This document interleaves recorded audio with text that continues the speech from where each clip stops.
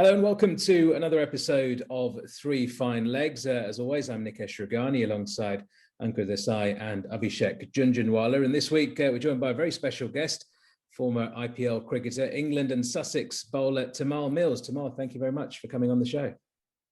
No worries. Thanks for having me, guys. Good to see you all again. Obviously done a lot of work with you commentary-wise, but in a different setting. Nice to chat to you all. Different setting. And of course, we'll come to that straight away, actually, commentating on the IPL.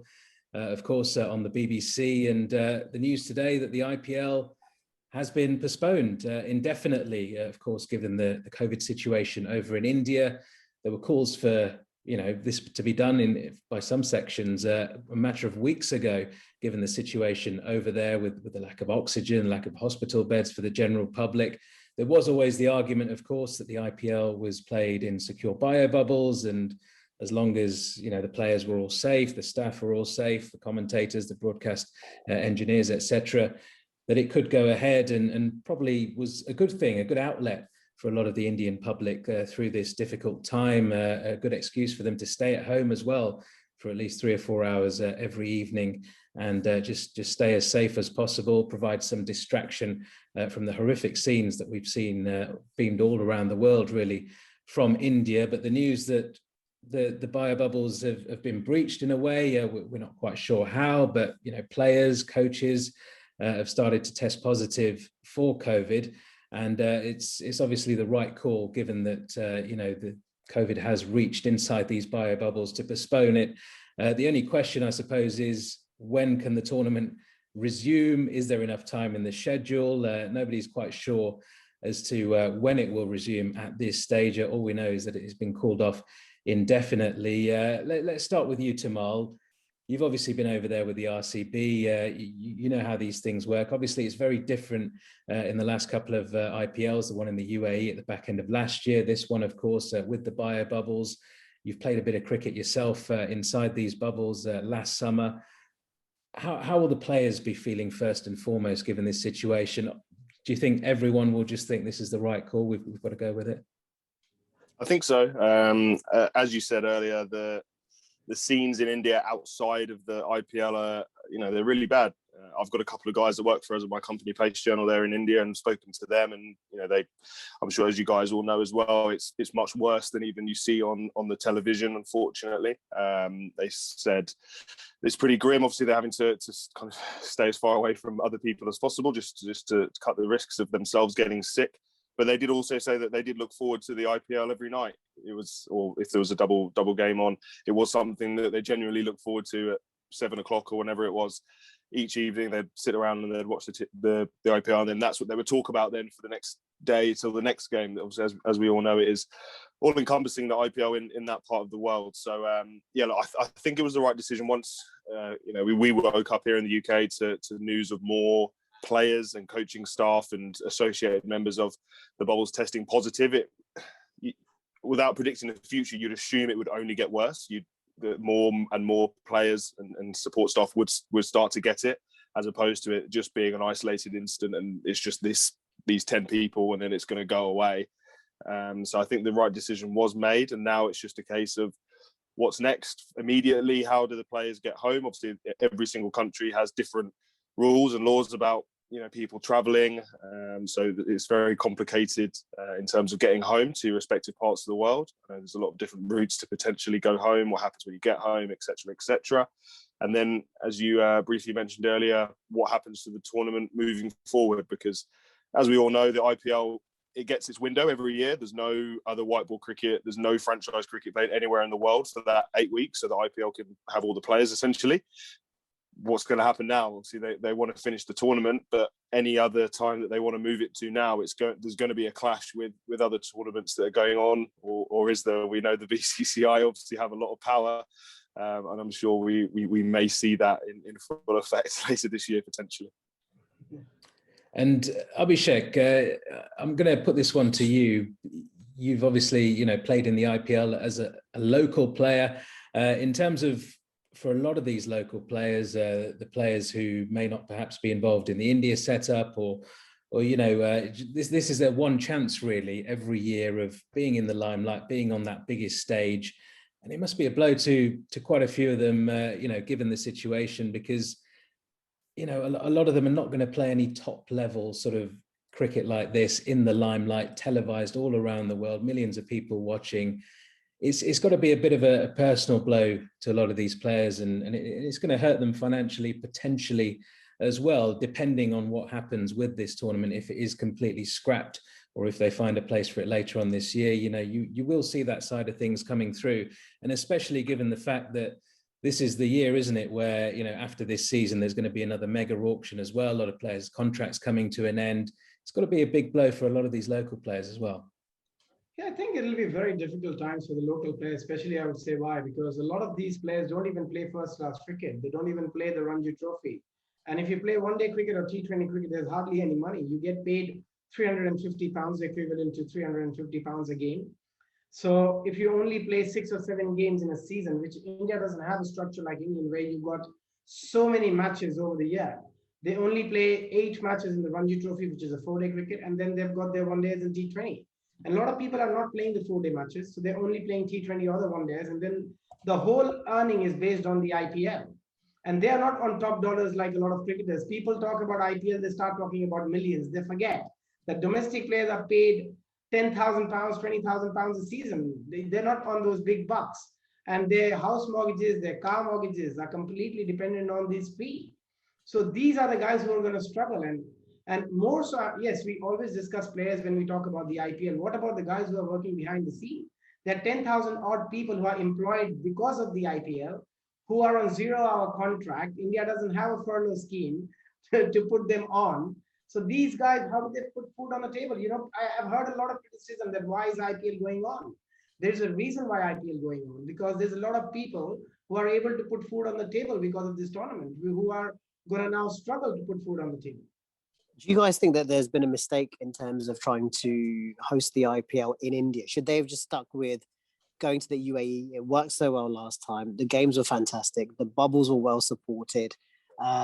Everything seemed to work a treat. And with such an uncertain situation around the world, and especially in India with the numbers rising over the last few weeks and months, would it have been a better idea just to not have hosted it in India?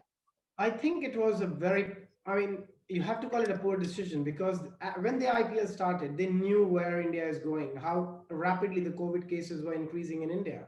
And there was a committee meeting where the IPL governing council, literally, they said to the BCCI that let's take it abroad. But I think BCCI, being the top guy, the top head of the BCCI, were pretty adamant that they want to do it in India. And probably that's the reason it stayed in India. But IPL governing council wanted to move it to the UAE again.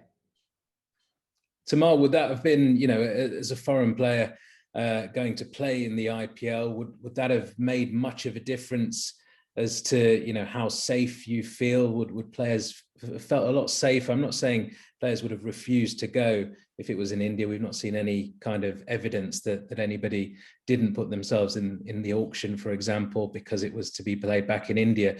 But just from a safety point of view, would that have been the sensible decision for a lot of the overseas players as well? Would they feel a lot more secure in the UAE, given that the tournament played there in November and October and November, went off without any real hitches? Yeah, I think it's a good point. And the big benefit that I assumed and then was verified by speaking to some of the players, one of the big benefits of it being in the UAE was there was almost no travel. Obviously, you were in the same hotel for the whole tournament. Every team had their base either in Abu Dhabi or Dubai, and the only trouble you had was the bus journey to whatever stadium that you're playing in. Whereas, obviously, in the IPL this year, that they've reduced it, so they tried to make it as efficient as possible. So there were hubs, and I think each team maybe only flew 3 times and travelled, 3 times, which cuts the risk and the chances of potentially catching it, breaching it, because I'm sure we saw on social media everything they had to wear when they travelled. It's not ideal, is it? You don't want to be doing these things, travelling in hazmat suits through airports and everything. It's not ideal. So, as you said, the IPL last year that was held in the UAE went swimmingly. As I say, it was a good spectacle. I know from a player's point of view, it would have been nice just to have I know these are the things that maybe don't necessarily matter to the outside, but just having your room for 8 weeks, that's where you're going to be. You don't have to worry about travel. You're in your hotel. You can get comfortable. You can have your family there if you wanted them to. You're not having to drag different people around. As you said, the UAE obviously had much lower cases just in general, and even though there's not going to be a lot of mixing, obviously, from the outside world at all. But it didn't ever seem like they were going to do back-to-back IPLs in the UAE, especially after the England series that went ahead in India beforehand. Obviously a full series, although they let the fans into the first couple of games in Ahmedabad, which I remember watching and thinking at the time that it seemed a bit premature to just have a almost three-quarter full stadium at the time, and then obviously that was proved right when they had to stop it. But I think from an outsider who's maybe not plugged into how things are going in India, as say you guys are, when the IPL started, I certainly didn't know how bad it potentially was there. I don't know if it's gotten worse a lot quicker since the IPL has started. To an outsider, I didn't think, it's a bit risky holding it in India at the moment. I just thought, okay, they said they're not going to have crowds, because initially they said they weren't going to have crowds for the first half, and then they were going to reassess, I think. But yeah, it's a tricky one. But I think obviously looking back in hindsight now, maybe the UAE would have been a safer bet. Well, what about also the challenge of trying to get players back? At the time of us recording right now, the ECB have put out a statement which says, following this morning's postponement of the Indian Premier League, we're in close contact with our players and staff in India as the arrangements are put in place for them to return home safely. So they've basically put it on the BCCI to make sure that the players get home safely, on their respective franchises do that. As a player, what would you be looking for if you're out there in terms of assurances that you'd get back safely, and then obviously the various quarantine measures with India being on the red list at the moment? Yes, that's right. So as a player in a franchise, it is your franchise's responsibility to get you home, essentially. They pay your flights. Even if you've come from England duty, as soon as you leave, you're with your franchise. It's their responsibility to get you home. So obviously the ECB will be liaising, I'm sure, just to make sure the best ways are done. And I'm sure that the BCCI aren't going to cheap on anything, as we know, the IPL franchises. Everything is going to get done to the best possible standard. But with regards to getting home, I know that there are certain countries you can go via to get back to the UK. So I was just talking to the guys off air, and so we've got two South African players playing for us, David Wiese and Stian van Zyl, and South Africa is on the red list. So if they were to fly direct from South Africa to England, they'd have to do the 10 days quarantine hotel, which isn't ideal as an athlete. You don't want to be just sat in a hotel for 10 days if you don't have to be, especially if you're going to be coming back into some county cricket afterwards. So instead, and I know this sounds pretty nice, but they flew to the Maldives for 10 days, and where they could have a holiday essentially, but at least be outside, obviously go swimming, have a great time. And then when you fly to the UK, you only have to do 5 days quarantine in your own accommodation, your own flat, your own home, wherever you are going to be, and you just have to do a test, and then you're free to go. So I saw literally just on Instagram just now before joining you guys, it looks like Kevin Peterson's already in the Maldives. He was doing commentary. He put on his story he was flying, and he's somewhere that looks somewhere like that. It's a nice idyllic location. So he's already out of there and made his arrangements, which doesn't surprise me at all, knowing Kev. So I'd assume that, again, they'll figure out what is the best way to get these guys home, and also give them the best chance of going straight into cricket when they come back, and not having to kind of shake off 10 days of hard quarantine in a hotel room. Michael Slater's not going to be happy when he sees that. Yeah. No, he went hard, didn't he? He was skating. Again, Australia has a whole different set of laws and rules, doesn't he? And there's a lot of arguments there. Themselves and New Zealand have obviously been very firm on their borders, and it goes much higher than cricket, doesn't it? It's obviously a government issue, and above that as well.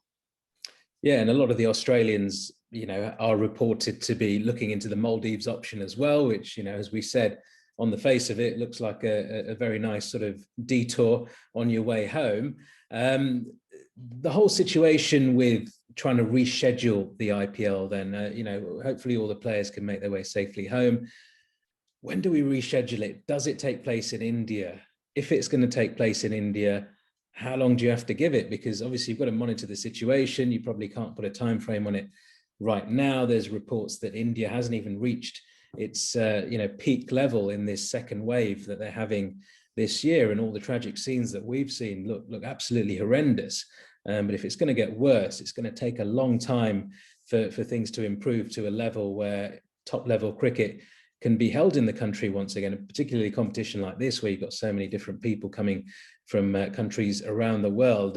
Abhishek, we were talking a lot about the IPL having this power, and you know, everyone wants to play in the IPL, and if the IPL says we're going to play in September, everyone will go and play in the IPL in September. It's not quite as simple as that, though. There's a lot of other cricket going on in the world, and for example, you know, T20 Blast we were talking about just before we started recording, you know, quarterfinals onwards will be held in September. That'll mean potentially England players who are involved will be required to stay back and perhaps play in that, or they might just feel safer just being at home, spending more time with family and playing in that domestic competition. The CPL, is there a sort of, you know, a necessity for the West Indies players to put that first and play in their local T20 competition? There's a lot of different issues. You know, does the World T20 get moved forward a little bit? Does that have implications on the international schedule going forward? So there's a lot of ifs and buts going on at the moment. How do you see the situation? I mean, first of all, I don't see it happening in India in September, if you ask me, because as you mentioned, I don't think India has even peaked yet. They're hoping that India is not hoping, they're expecting India to peak in June, July.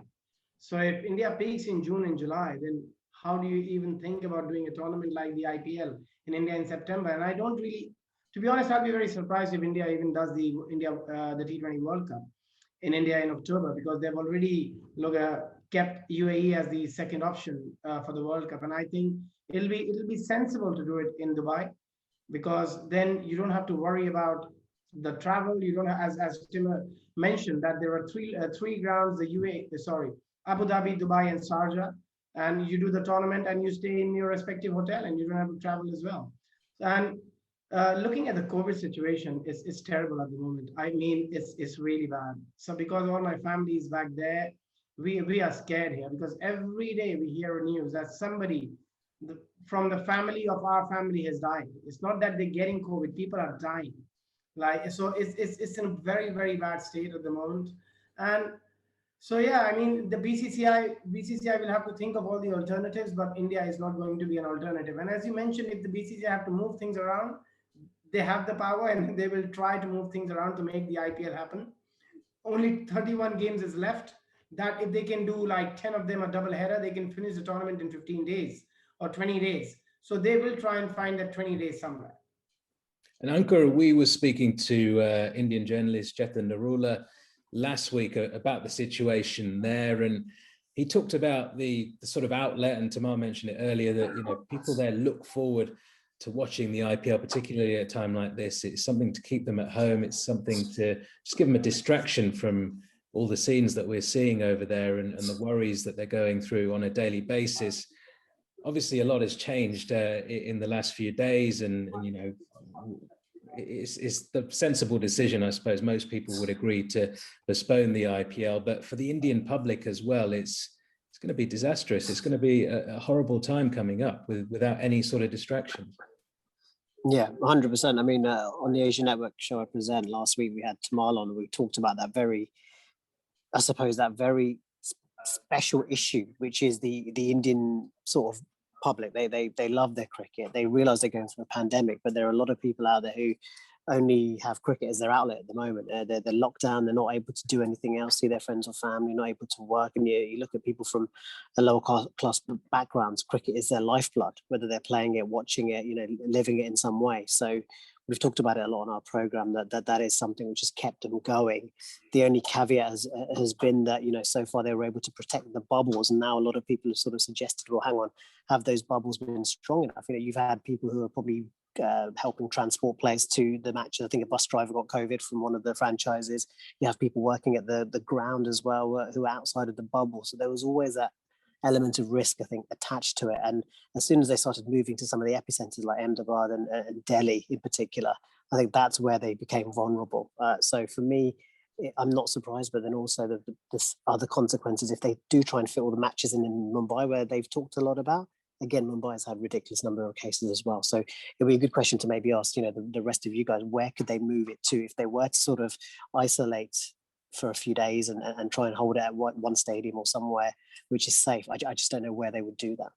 Yeah, it's a difficult situation. I mean, there's been some suggestions that it could be held in the UK, and whether or not that is something that they could look to do in September, perhaps after the England-India Test series in the UK. Just Indian players stay on, whoever are involved in the IPL, of course, and the England players will be here, and it's a safe enough place for international players to come to. It's just fitting it in, isn't it, in that space of time. And also, India are going to be due in England just next month, just over a month away.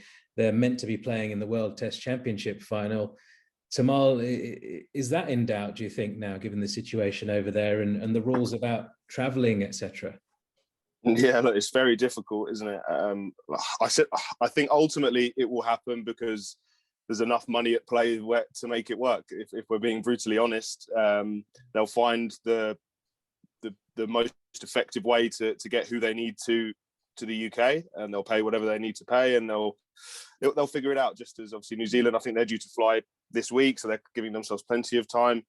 These type of things will get figured out, because obviously you're coming to England where it's, touch wood, everything is going well at the moment in the grand scheme of things. Obviously, the vaccination program's rolled out very well. Cases are way down, and fingers crossed it stays that way. So you're not going to another hotbed, if that makes sense. So I think it will happen, especially now that IPL has been cancelled.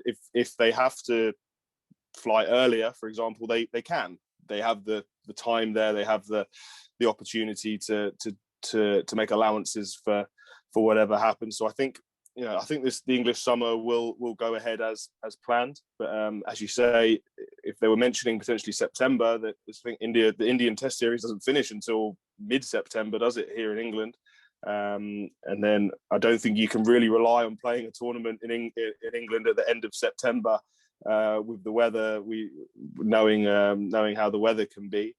So it's all a bit of a mess, isn't it? There's so much cricket that's happening as of kind of this summer. I think, as you say, in June we have the Blast. You have the global T20 that's normally in Canada. That's being played in Malaysia as well this year in June. Then in July you have the end of the Blast and the 100. The 100's obviously going to get a priority window, as we know. Then straight after the 100, you have the CPL and the Euro League. I think that's supposed to be starting again. And then you're into the international break just before the T20 World Cup. So it's there's a lot of cricket going on. Then after that, you're straight into the Big Bash, the T10. Somebody's going to get left out potentially if they do want to move that IPL later in the year. But ultimately, where there's a will, there's a way. And as we all know, there is no will as big as the BCCI. And Abhishek, we've seen obviously the Pakistani Super League. They had to postpone. They've rescheduled for June. A lot of players have said, look, particularly the English players involved in it, we're not going to be able to go over for the final leg. We've got commitments here with our counties, etc. Could we see a similar situation in the IPL, dependent on when it is scheduled in for, that they're just going to have to find any window they can, and if their top players can't make it across, so be it? Do you think the BCCI will just have to suck it up and go with that, if that is an option? I mean, they will try and get the tournament done. And if BCCI, if the franchise picks up the phone and call a player, they will also try and make sure that they find a way to get to wherever the tournament is happening. Because a lot at stake, right? If they don't go, they don't know if they're going to ever get picked in the IPL again. And that's the risk I think most of the players in one cricket are not willing to take. Because no one pays you more than IPL. Let's be very honest here. It's a lot depend on what's your paycheck at the end of the day, and on different tournaments. And BCCI, as you mentioned, Nikesh, they have the power to move things around.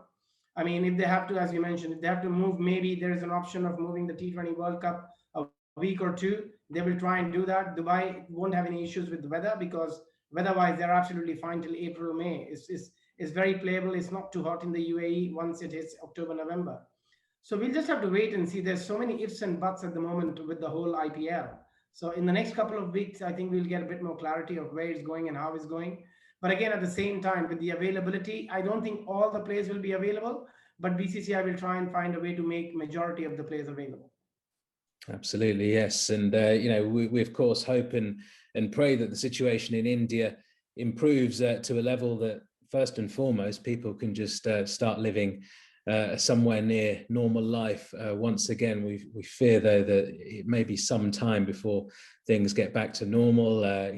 Countries like the UK, the US, many other countries around the world have been sending help across to India with the extra oxygen cylinders and things like that. So we just hope and pray that the situation gets resolved sooner rather than later. But thank you guys for this week. Thank you, Tymal, for joining us. Very, very, very grateful for that. Just talk us through your plans for the summer then, with Sussex, big summer coming up for you. But yeah, no, very exciting summer ahead. I'm in training every day pretty much. Had a good bowl this morning, which was nice. And then, I'm just getting ready for the blast.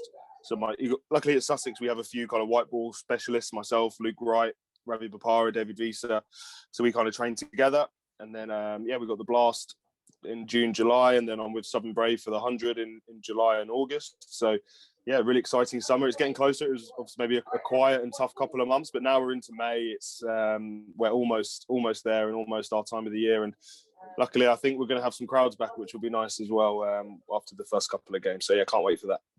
Absolutely, and hopefully we'll get a chance to catch up at some point soon. Thank you guys very much for joining us this week. Do remember to like, subscribe, and leave us a comment if you wish to do so. Thanks very much, and see you again next week.